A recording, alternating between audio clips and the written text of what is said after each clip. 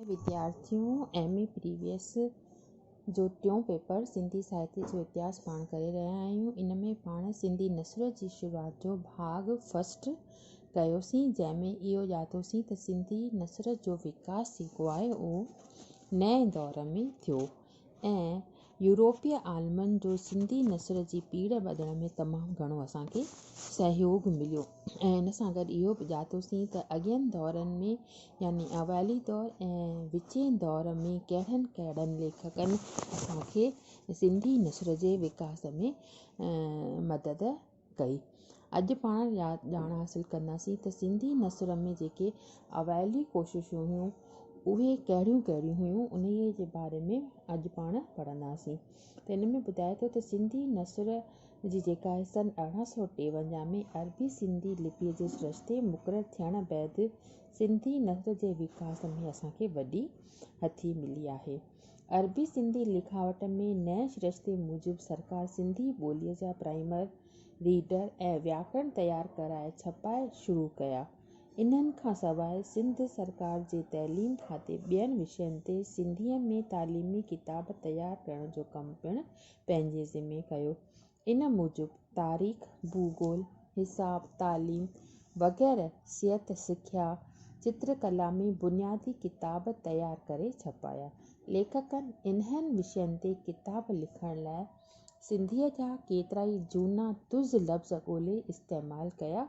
जिते अहिड़ा लफ़्ज़, इस्तिलाह ऐं मुहावरा खेनि न मिलिया, उते नवां मुरकब लफ़्ज़ घड़ियाऊं ऐं अंग्रेज़ी पारसी ॿोलियुनि मां बि कुझु लफ़्ज़ खयाऊं। इन रीति सिंधीअ में केतिरनि ई नवनि पारिभाषिक लफ़्ज़नि जी विधी वाध थी ऐं किन लफ़्ज़नि खे नई माना में हासिलु कयो वियो।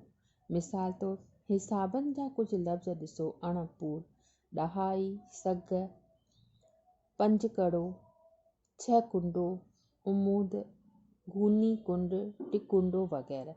तालीम खाते सिंध में मुरवज़ लफ़्ज़ नज़्म तोड़े नसर में किसा बि हथ करे छपाया। इन ज़माने में संस्कृत, हिंदी, उर्दू तोड़े अंग्रेज़ीअ जा बि कुझु आखाणियुनि जा किताब पिणु सिंधीअ में तर्जुमो कया विया।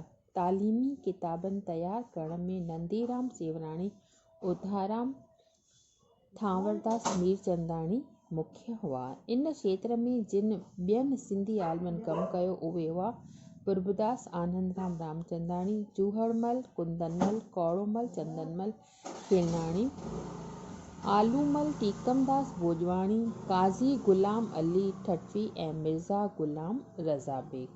हिन दौर में जिन यूरोपीय आलमनि सिंधी ॿोलीअ सां भाल बलाया तिन में मुख्य हुआ डॉक्टर अर्नेस्ट ट्रम्प ऐं शर। डॉक्टर ट्रम्प सिंधी ॿोलीअ जो अंग्रेज़ीअ में व्याकरण तयारु करे सन 1872 में छपाए पधिरो कयो। इन्हीअ ग्रंथ खे 100 साल थी चुका आहिनि, पर अञा ताईं इहो सिंधीअ जे व्याकरण में सनद लेखियो वियो आहे। अॼु ॾींहं ताईं ॿियो को बि सिंधी ग्रामर इन जे जाइ वालारे नथो सघे। डॉक्टर ट्रम्प पहिरियों आलम हो जंहिं शाह जो रसालो हथ करे सन 1866 में छपाए पधिरो कयो। शर्ट पादरी हो ऐं मिशन स्कूल में पाढ़ींदो हो। हुन उधाराम थांवरदास ऐं मिर्ज़ा सादिक अली बेग जी मदद सां सिंधी अंग्रेज़ी डिक्शनरी तयारु करे सन 1879 में छपाई। इहो शब्दकोश गुज़िरियल सदीअ में ॿियनि सभिनी शब्दकोशनि खां वॾो आहे। शर्ट साहिब सिंधी लफ़्ज़नि जी उत्पत्तीअ जो हिकु नंढो गुटको अखर धातु नाले सां बि लिखी छपायो। इन रीति गुज़िरियल सदीअ में जिन ख़ानगी प्रकाशकनि सिंधी किसनि, कहाणियुनि, नाविलनि ऐं नज़्म जे किताबनि छपाइण में बहिरो वरितो, तिन में ख़ासि हुआ मेसर्स हरी सिंह सखरवारो 1885 में ऐं मेसर्स पोकरदास 1886 में। उन्हीअ ज़माने में हू सिंधीअ जा किताब घणो करे लाहौर जे लिथो प्रेस मां छपाईंदा हुआ। सिंधी नसर जे विकास में अख़बारुनि ऐं अदबी रिसालनि जो पिणु मुख्य हथ आहे। सिंध में अंग्रेज़नि जो राज शुरू थियण वक़्तु उते हिकु छाप छापाखानो कोन हो, पर चार्ल्स नेपियर सिंध फ़तह करण बैदि कराचीअ में लोही छापाखानो शुरू करायो, जंहिंखे सरकारी छापखाने चवंदा आहिनि। सिंध में पहिरीं अख़बार सरकार पारां अंग्रेज़ी ॿोलीअ में सन 1844 में इन्हीअ छापखाने में छपजणु शुरू थी। इन्हीअ अख़बार जो नालो हो कराची एडवर्टाइज़। गैर सरकारी माण्हुनि मां पहिरीं हिकु पारसी सेठ कराचीअ में प्रेस शुरू कई, जितां सन 1854 खां वठी अंग्रेज़ीअ में सिंधियुनि अख़बार निकिरणु शुरू कई। इन्हीअ अख़बार पोइ बेकन ऐं उन बैदि सिंधी टाइम्स नाले सां निकिरंदी हुई। सन 1855 में मिर्ज़ा मुख़लिस अलीअ हिकु पारसी अख़बार मुफ़रे अल क़लूब शुरू कई, जंहिं में अदबी रचनाउनि बि छपजियूं हुयूं। इहा अख़बार अदबी लिहाज़ खां सिंध खां ॿाहिरि मिर्ज़ा साहिब हिकु ॿी पारसी ॿोलीअ में अख़बार मुतले ख़ुर्शीद सन 1866 धारे सखर खां शुरू कई। त इहे सभु जेके अख़बारुनि जा नाला वग़ैरह आहिनि, इहे असांखे चङी तरह सां यादि करणा पवंदा। त सन 1866 में सिंध सरकार जी तालीम ख़ातिर सिंध सुधार नाले सां अख़बार शुरू कई। समूरी सिंधी ॿोलीअ में इहा पहिरीं अख़बार हुई। मंझिसि अदबी लेख ऐं शेर वग़ैरह बि छपबा हुआ। सिंध सुधार महीने में 2 दफ़ा निकिरंदी हुई।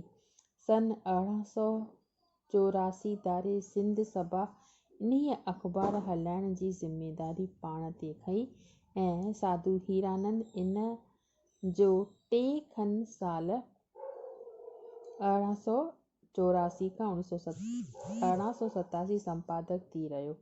इन अख़बार जो मुख्य मक़सदु हो तइलीमी, सामाजिक ऐं साहित्यक खेत्र में सुधारो करणु। पोइ सन 1890 में साधू हीरानंद हैदराबाद मां सरस्वती नाले सां साहित्यक पत्रिका शुरू कई। इन्हीअ साल में साधू नवलराय ज़ालुनि में सुजाॻी आणण लाइ सुधार पत्रिका नाले गुरमुखी अखरनि में बि हिकु रिसालो शुरू कयो। मुसलमाननि में नए ज़माने जी रोशनी आणण लाइ रिसालो मदरसा कराचीअ मां सन 1885 में शुरू थियो। गुज़िरियल सदीअ में राजनीतिक सुजाॻी आणण में प्रभात अख़बार मुख्य हिसो वरितो। इहा अख़बार सन 1891 में शुरू थी। लेखराज त्रिलोकचंद थदाणी इन जो संपादक हो।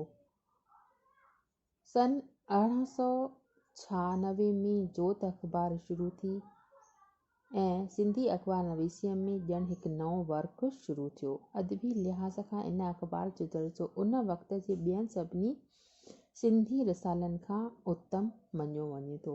परमानंद मेवाराम जॾहिं इन अख़बार जो संपादक बणियो, तॾहिं सिंधी साहित्य जा भाॻ खुली विया। हुन पंहिंजे ज़ोरदार ऐं सलूणी शैलीअ सां सिंधी साहित्य जे जेके घड़ा भरिया आहिनि, से असांखां भुलिजण जा न आहिनि।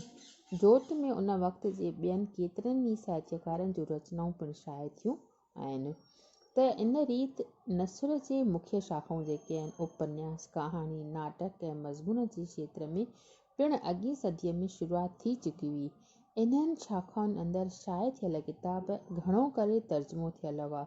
एकड़ ॿेकड़ के असलोकियूं रचनाऊं छपजियूं। 47 सालनि जे अरसे में 1953 खां 1900 सिंधी नसर जो बुनियादु चङीअ तरह ॿधिजी चुको हो।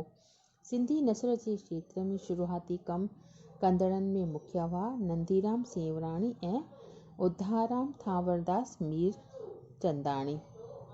हुननि व्याकरण जे लिहाज़ खां नसर जे लिखण में सवलो ऐं शुद्ध रूप ॾिनो। दिलचस्पी: उधाराम त पाण सिंधीअ जो व्याकरण लिखियो, इन करे पंहिंजे लिखणीअ में हू सिंधी जुमिलनि जे बिहक तोड़े लफ़्ज़नि जे सही इस्तेमाल जो घणो ख़्यालु रखंदो हो। अहिड़ीअ तरह इहो थियो सिंधी नसर जो शुरूआति। इन खां पोइ जेके सिंधी नसर जो जेके मेन मुख्य शाखाऊं आहिनि, कहाणी, नाविल, नाटक, इन्हनि जो विकास कीअं थियो, इन जे बारे में पाण अॻियनि क्लासनि में ॼाण हासिलु कंदासीं। बसि अॼु एतिरो ई।